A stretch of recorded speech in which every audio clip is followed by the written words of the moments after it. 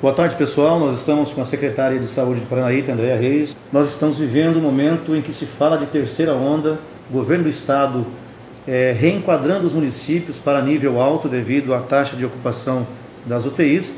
E as pessoas nesse momento, André, tem uma dúvida, todo mundo tem uma dúvida diferente, né? Então a gente vai tentar nesse momento tirar essas dúvidas e saber também quais são as medidas que o município de Paranaíta, o prefeito Osmar Mandacaru, a Secretaria de Saúde está tomando referente a isso. André. Boa tarde, Rai, boa tarde à nossa população de Paranaíta. É sempre muito satisfatório estarmos aqui levando informação à nossa população. Como sempre, a gente começa aqui os nossos vídeos. Eu quero já também começar pedindo para você que vai estar aqui nos assistindo, ter um pouco de paciência, porque acaba não sendo um vídeo curto, porque são muitas as informações que a gente precisa passar, e hoje o meio de comunicação que é Facebook, rádio, WhatsApp, isso funciona muito bem, né? Então, com certeza, tudo que falaremos aqui também estará aí passando nas rádios e tudo mais. Mas então a gente já começa pedindo paciência, né, para assistir até o final, para que você realmente esteja inteirado das informações que nós estaremos aqui passando. Então, Rai, essa é uma situação, uma dúvida que é muito grande para toda a população, para entender por que hoje Paranaíta, que está no boletim de ontem, né, que nós publicamos ontem, 27 casos ativos, com 3 casos positivos nas últimas 24 horas, neste momento, então, está sendo enquadrado em alto risco no nosso município, no nosso estado. Então, a gente precisa voltar ao decreto do governo do estado, né, que é o decreto 874, que estabelece as regras. E dentre um dos indicadores que classifica os municípios do estado está o índice de ocupação de a taxa de ocupação de leitos de UTI. E o que acontece? Quando o estado de Mato Grosso atinge acima de 85% de ocupação de leitos de UTI, o decreto do estado determina de prontidão que todos os municípios do estado passam a estar no nível alto. Então veja o que ocorre. Toda terça-feira o estado publica um boletim de reclassificação dos municípios. Como segunda-feira o estado de Mato Grosso apresentou uma ocupação de leitos de UTI de 87%, na reclassificação apresentada ontem dos municípios do estado de Mato Grosso, 100% dos municípios do estado de Mato Grosso foram classificados em alto risco, sendo que 18 deles classificados como muito alto. Então, Paranaíta, por mais que está fazendo seu dever de casa, a nossa população atendeu o nosso chamado aí dos últimos meses, né, que nós passamos aí por um momento de um grande pico do Covid, chegando até estarmos classificados em muito alto, mesmo estando então classificado no moderado, com o número de casos ativos baixo, nós também, assim como todos os municípios do estado, estamos classificados a partir de ontem no nível alto.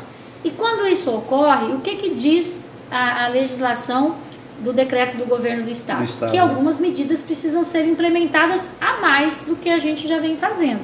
E é isso que hoje a gente está aqui para explicar para a nossa população, né, algumas adequações que voltam então a acontecer. Nós já fizemos lá atrás quando estava em alta, já fizemos quando estávamos em muito alto, e agora nessa nova reclassificação precisa fazer. E aí vem a grande pergunta que as pessoas fazem: mas isso é justo? O município de Paranaíta está com 27 casos ativos, ele tem que fazer restrições? Veja, aí eu volto ao que a gente sempre conversa com a nossa população. Os leitos de UTI são únicos, né, para todo o estado de Mato Grosso. Então, quando o estado criou essa classificação dos municípios, respeitando esse limite de 85%, e considerando que acima dos 85% nós já estamos em risco alto, o que significa isso? Que mesmo que nós aqui estamos com 27 casos ativos, pode ocorrer de nós precisarmos de um leito de UTI e começar a não ter. Então o estado precisa apresentar uma medida um pouco mais dura, para que então possa conter ainda mais o avanço do Covid, para que a gente possa não correr o risco de um paciente precisar de um leito de UTI e não ter. Então a gente precisa ter essa consciência que neste momento que o estado de Mato Grosso está classificado como alto risco, é porque todos nós municípios dependemos do estado para os leitos de UTI.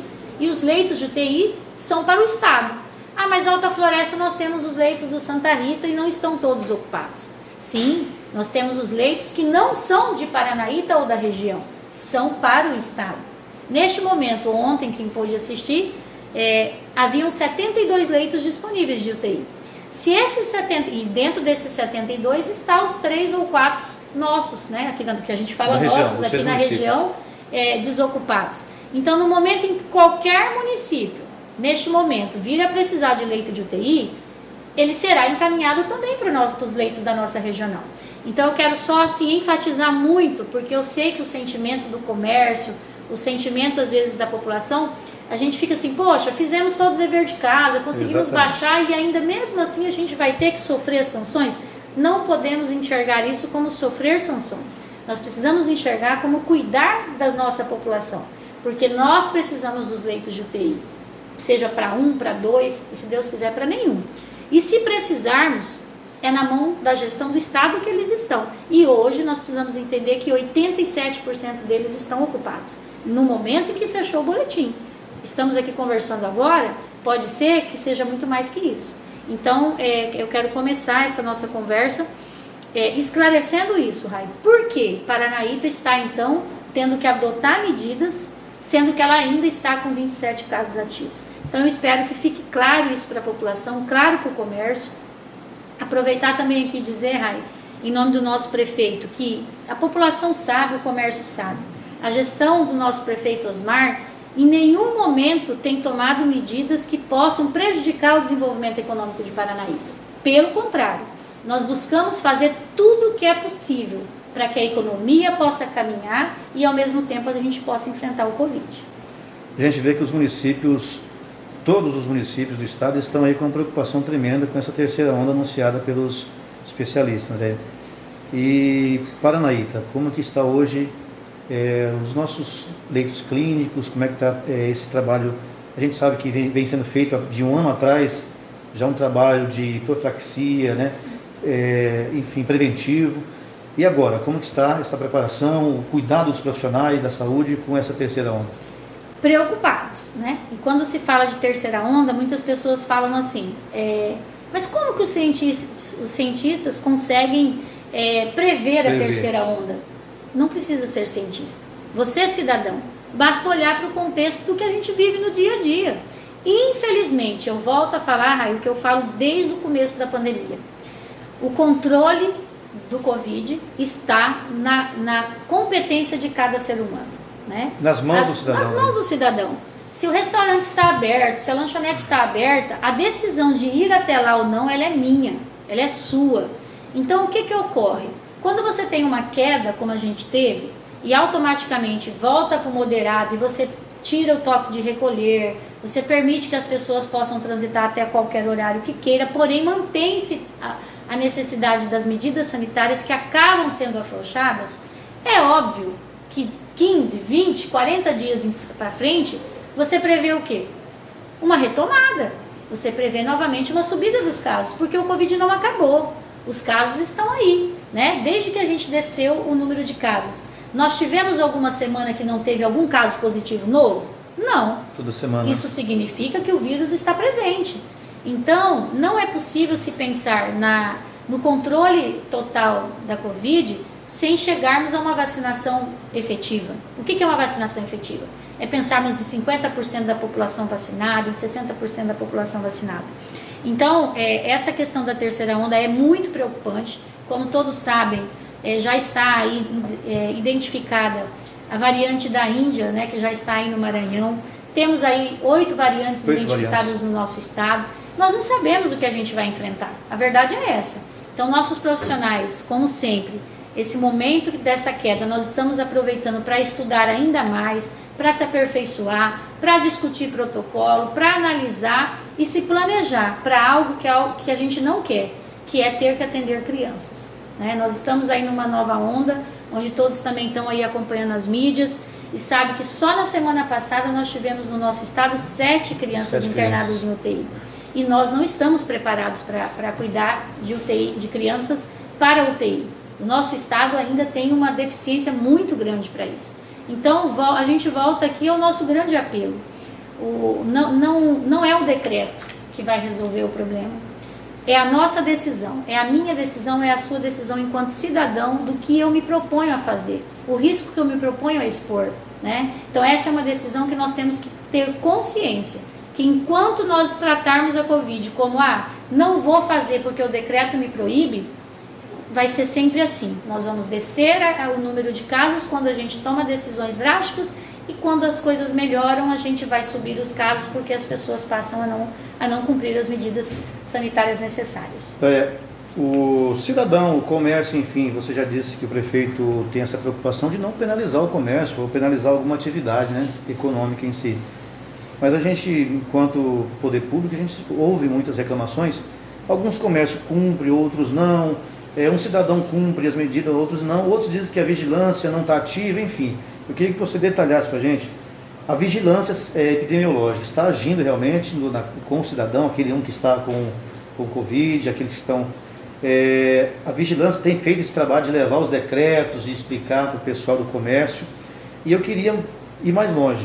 Se acaso aquele comércio que realmente não está atendendo às especificações, ele pode ser notificado, multado por alguma situação que ele descumpra do decreto? Ótima pergunta. E aqui a gente, eu sempre falo que a gente não pode generalizar, porque seria muito injusto falar que o comércio não cumpre as medidas, porque não é verdade. Correto. Uma grande parte dos nossos comércios a gente tem que agradecer, eu falo isso em todas as minhas entrevistas, nós temos que agradecer, são parceiros, estão sempre contribuindo, trazendo ideias, discutindo, fazendo por onde realmente a economia possa continuar funcionando. Mas infelizmente tem alguns casos que realmente vão precisar ser tomadas medidas mais drásticas, né? E isso é uma das discussões que a gente sempre teve com o nosso prefeito, com a nossa equipe, de sempre tentar não penalizar, porque não é essa a ideia. Ninguém aqui está preocupado em arrecadar com multa para pessoas que não usam máscara ou para comércio que não cumpre suas medidas. Jamais.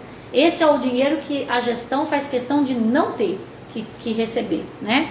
Mas assim, a equipe de vigilância, toda vez que sai um decreto, ela passa de comércio em comércio, visitando, conversando, orientando, né? E a grande maioria tem acatado e tem ajudado. Porém, nós temos alguns pontos que, até em discussão que nós tivemos hoje, que nós teremos que ser um pouco mais efetivos, no sentido de realmente aplicar as multas, porque isso está previsto na lei, né? Então a gente já quer deixar isso bem colocado, por quê? Porque nós não podemos esperar a nossa onda subir para que então a gente possa fazer com que os estabelecimentos comerciais, na sua totalidade, façam a sua parte, porque só tem um caminho para a economia seguir junto ao enfrentamento do Covid. Se todos os estabelecimentos comerciais exigirem que dentro dos seus comércios as regras sanitárias de fato aconteçam, exigir realmente que as pessoas usem máscara, que mantenham o distanciamento, que não vá mais de um no mercado, que se vai numa lanchonete, mantenha o distanciamento, coloque realmente apenas 50% da capacidade do local, se vai na igreja, se vai num templo, são medidas que nós, enquanto vigilância, jamais teremos pernas para estar em todos os lugares cuidando. Aí volto a dizer, o que vai definir se nós vamos ou não ter um aumento de casos não é apenas a publicação de um decreto ou o próprio controle da vigilância, porque é impossível estar em todo lugar ao mesmo tempo. E sim a decisão do cidadão. Esse é o momento então do cidadão e o comerciante, o empresário, de ajudar a administração e ajudar o município, na verdade, né? Nesse combate, nessa... Com certeza. Se nós lutamos tanto para que a economia se mantenha ativa, vamos aproveitar que nós estamos aqui ainda no nível baixo de casos, só estamos classificados em alto, voltando a falar porque o estado inteiro está por causa dos leitos de UTI, mas nós temos aqui a possibilidade de não chegar no muito alto. O que nos levará ao muito alto? Aumento de casos. E como reduzir o aumento de casos? Cada um fazendo a sua parte, né? E é isso que a gente quer pedir e a gente vai falar então um pouco sobre o que muda no decreto a partir de hoje com a publicação do boletim epidemiológico de ontem do Estado e a reclassificação dos municípios. É bom a gente destacar, pessoal, que pela manhã o prefeito Osmar Mandacaru, a Secretaria de Saúde, os membros do comitê, os vereadores, enfim, as entidades como o CDL, como Polícia Militar, Polícia Civil, que estão envolvidos nesse comitê, que estão preocupados realmente com essa doença, que estão preocupados com a saúde da população, estiveram reunidos pela manhã. O prefeito não pôde estar presente nessa entrevista por estar em outro compromisso, porém a Secretaria de Saúde vai detalhar para a gente as decisões tomadas mediante o decreto do governo do estado, né, André? Bem falado, Rai, e reafirmar a importância, né, de que todo esse conjunto de pessoas envolvidas, nosso prefeito conduzindo esse processo, todos com a mesma preocupação, a preocupação de não prejudicar a economia do nosso município, de fazer o que for possível para que os nossos comércios possam continuar atuando, mas ao mesmo tempo cumprir a lei.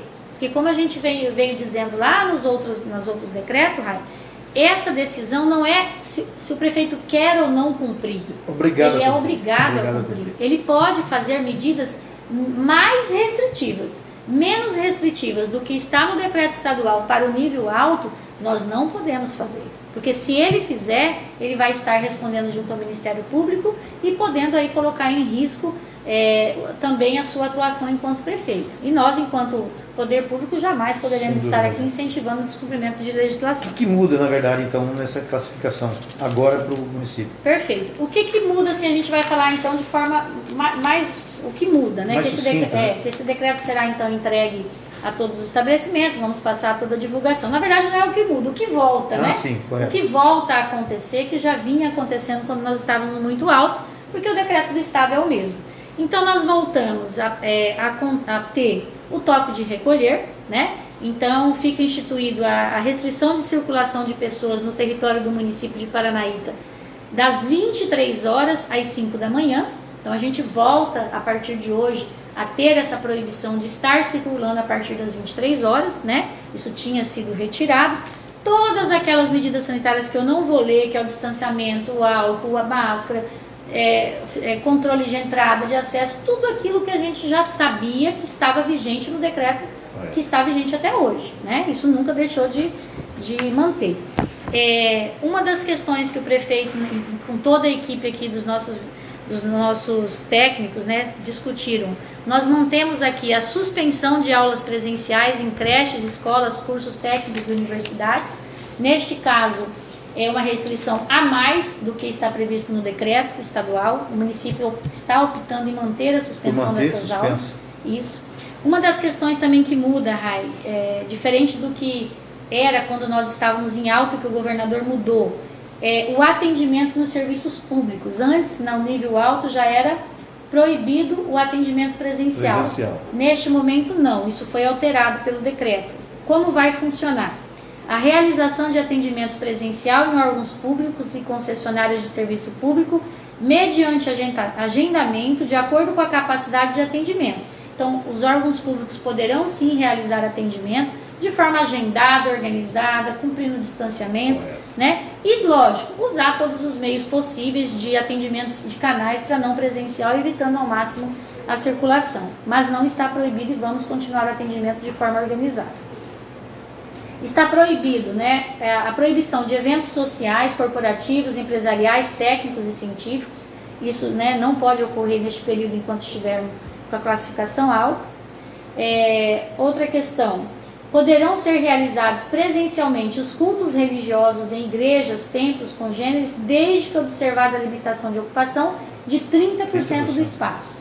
Então isso muda também, né? A partir de hoje pode ocorrer, porém com a ocupação de 30%. Ficam proibidas festas e aglomerações familiares, ainda que no âmbito do domicílio. Então lá atrás nós já tínhamos, né, até falamos, evento familiar, tolerância zero, né? Então a gente volta a essa meta, né, de podermos aí estar evitando as aglomerações familiares, que a gente já provou aqui por A mais B que ainda é uma das principais causas de transmissão, né? A gente sempre coloca isso, que poucos são os casos confirmados de transmissão que ocorrem dentro dos estabelecimentos de funcionários e tudo mais, né? As grandes transmissões, elas acontecem em ambientes familiares. Então, isso daí a gente vai agora retomar essa cobrança aí da sociedade. O consumo de bebida nos locais de venda, ele continua permitido, porém restrito a estar sentados à mesa, né? Então, é aquela velha história, né? É ter as mesas na ocupação máxima de 50% do espaço, e pode sim ter o consumo da bebida no local, porém tem que estar ocupados os ambientes para que não tenha superlotação e não cumpra o distanciamento de 1,5 metro. E é esse o grande segredo para a gente manter a economia, Raia. Os comércios precisam ajudar, porque essa fiscalização não cabe à vigilância ir lá contar, olha, agora tira aquela mesa porque está a mais. É preciso bom senso, Consciência, é preciso bom senso, consciência, né? é preciso entender que cada comerciante tem que ajudar fazendo a sua parte.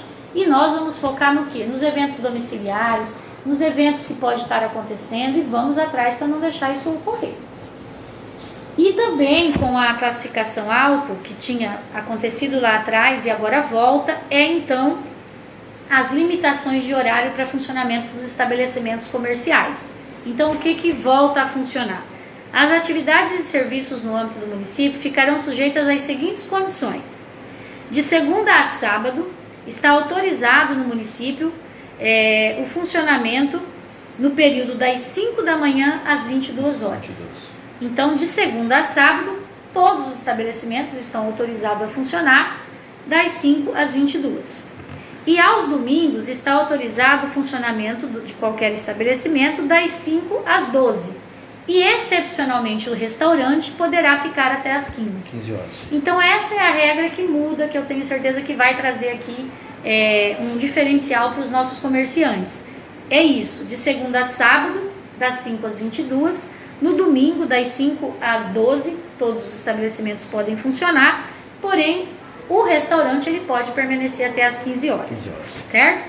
Aí nós temos os excetos, que são as farmácias e todos os outros que não cumprem esse horário, que são os serviços, né, que não podem parar.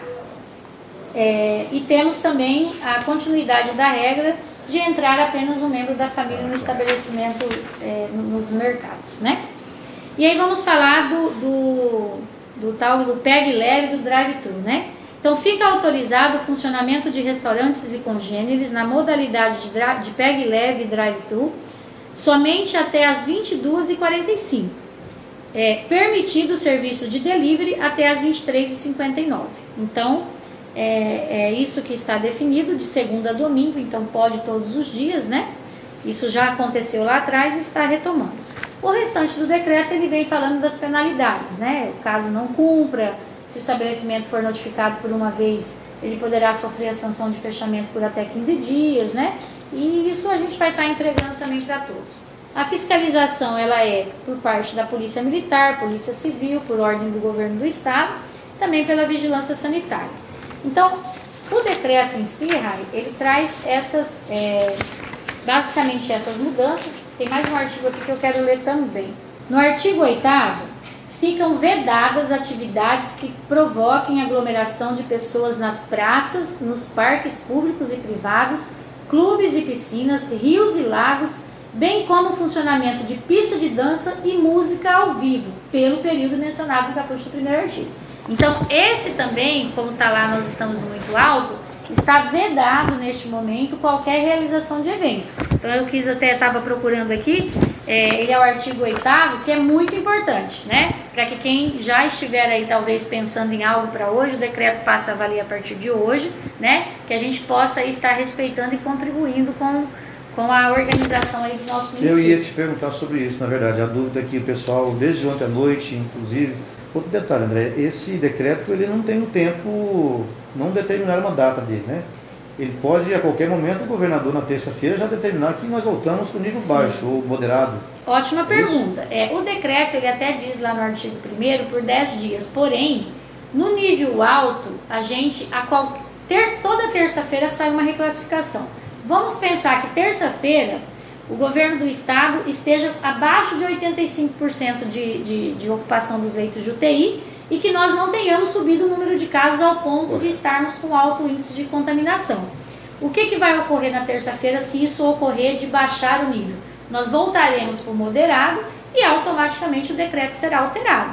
Então eu entendo que é algo que fica assim, um pouco complicado para os comerciantes, para nós também, não pensem que é fácil para nós esse vai e vem. Mas nesse momento de taxa de ocupação de leito de UTI, Rai, nós vamos viver isso.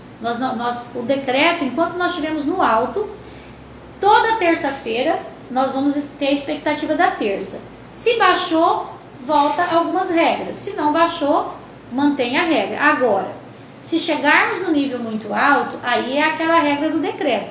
Mesmo baixando, nós temos que manter 10 dias. Mas como nós estamos no alto, considerando aí, Se houver terça-feira, se Deus ajudar, que o nosso estado tenha uma redução no número de casos, né, de internação de UTI, pode ocorrer uma baixa dos municípios aí para o moderado. Para a gente finalizar, secretária, por algumas dúvidas também, o pessoal pergunta como está a vacinação do Covid no nosso município, só para a gente finalizar essa entrevista. Estamos aí caminhando, né? Eu até sempre falo que o nosso problema não é vacinar, é ter a vacina, né? Se nós recebêssemos aí 10 mil vacinas, você pode ter certeza que se nós tivéssemos que vacinar dia e noite, nós faríamos isso para vacinar a nossa população.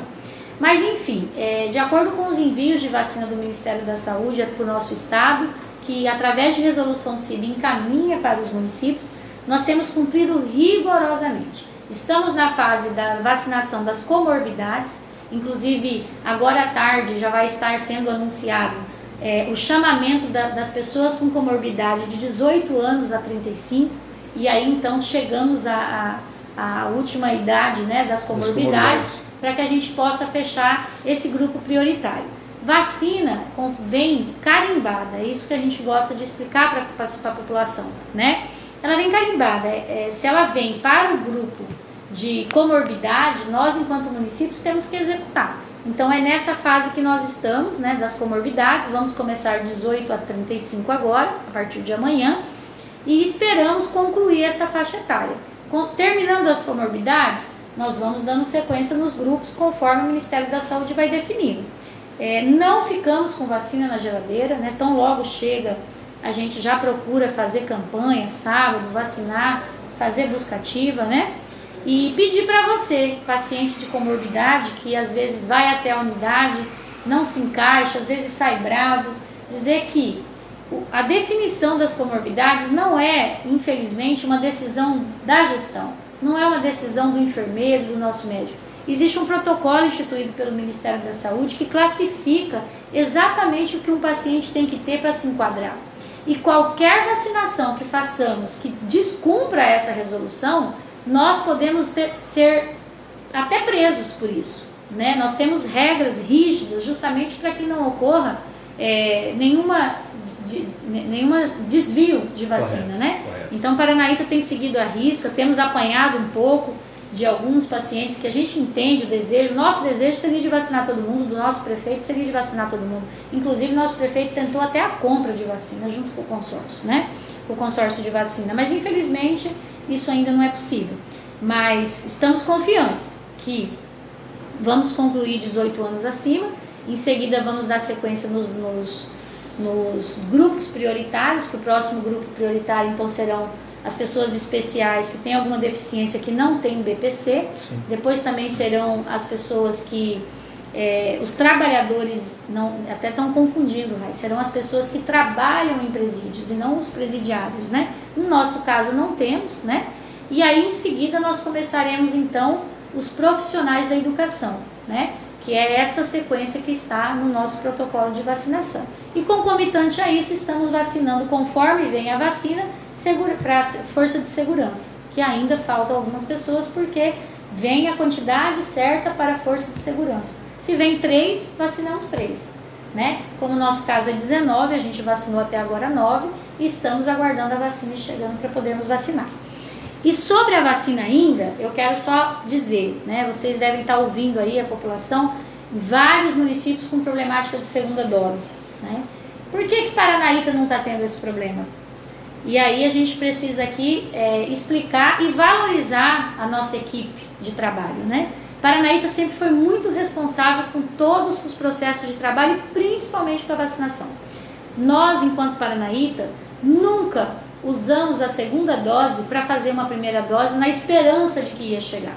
Nós sempre guardamos. Então, quando às vezes a gente levou algumas pancadinhas aí de que, mas por que tem a vacina na geladeira? Porque a segunda dose, ela vai ficar guardada até chegar a hora de você tomar ela. E é por isso que Paranaíta não está passando pelo que Rondonópolis está passando, Várzea Grande e muitos outros municípios, que usaram a vacina na segurança de que viria, não vem, porque até tivemos problemas de fabricação, como todo mundo sabe. Passa a data, às vezes, da segunda dose. Passa a data, você compromete, né, todo o calendário de vacinação e acaba comprometendo também o paciente. Isso não vai acontecer em Paranaíta, porque todas as pessoas que tomaram a vacina nós garantimos que essa vacina da segunda dose, que já veio para nós, fique na geladeira. A que não veio, está guardada lá no estado, e o dia que ela vir, ela será guardada para a segunda dose. Compreendido, secretário. E para finalizar, quero agradecer mais uma vez a nossa imprensa, agradecer a todos vocês, cidadãos de Paranaíta, e quero fazer um apelo, né? Às vezes a gente que está aqui nessa linha de frente da saúde, a gente se sente às vezes sozinho nesse enfrentamento. Mas a gente sabe que não está sozinho, que temos muitas pessoas aí no nosso município se dedicando, fazendo sua parte, contribuindo para que a gente possa ter bons resultados. Mas eu quero fazer mais um apelo. Nos ajude para que essa terceira onda ela não chegue tão cedo no nosso município. E que ela não chegue. E nós temos como fazer isso. As medidas são simples. Basta que a gente faça as medidas sanitárias, que a gente use máscara, que use o álcool gel, lave a mão com água e sabão, melhor ainda do que álcool gel, né? E que a gente realmente entenda que o decreto não vai te segurar em casa. O que vai te segurar é a sua decisão de entender que nós estamos no meio de uma doença que ainda não se tem cura e que a vacina é algo para contribuir, que não vai evitar também que você pegue, vai ajudar a agravar se você pegar. Então, população de Paranaíta, nos ajude. Realmente, às vezes, a equipe de saúde se sente cansada, né? E aí a gente busca fôlego onde não tem, porque a gente sabe o quanto de pessoas precisam de todas essas decisões que nós tomamos. E finalizar agradecendo ao nosso prefeito Osmar, aos nossos vereadores, na pessoa do Admilson, que é o presidente da Câmara, que por mais que a gente saiba que para eles é difícil, né? É difícil realmente tomar essas decisões de restrição, mas que tem estado junto, tem apoiado e tem entendido que o caminho para que a gente possa cuidar de você, cidadão, é que a gente acate as decisões técnicas e que por mais que às vezes seja difícil, por mais que você às vezes não vai compreender, nós precisamos, enquanto gestão e líderes que estamos nesse momento de condução desse processo de pandemia, tomar a decisão certa e que talvez não seja certa para você lá no futuro e que a gente seja questionado, mas nós temos a certeza de que estamos fazendo o máximo, dando o nosso máximo para garantir que a gente perca o menos de vida possível. Então, muito obrigada a você, cidadão, e nos ajude. Você que entende essa causa, convença seu vizinho, convença seu parente que nós precisamos de você. O caminho para o sucesso do enfrentamento ao Covid não é apenas fazermos decreto. É, sem dúvida nenhuma, a decisão que você vai tomar entre sair para um bar, entre ir no mercado e levar seu filho desnecessariamente ou qualquer outra medida que você pode evitar. Muito obrigada. Muito bem, André, obrigado. Nós falamos então com a secretária Andréa Reis, de Saúde do município de Paranaíta, falando em nome do prefeito Osmar Mandacaru. Mais uma vez, ressaltar a todos que essa entrevista sobre o decreto do governo do estado, classificação de alto risco, e a gente pede mais uma vez a colaboração de todos os paranaitenses, os empresários locais, para que com consciência, com bom senso, nos ajude o município de Paranaíta a gente vencer mais essa etapa, mais essa batalha. Tá bom, gente? Muito obrigado a todos.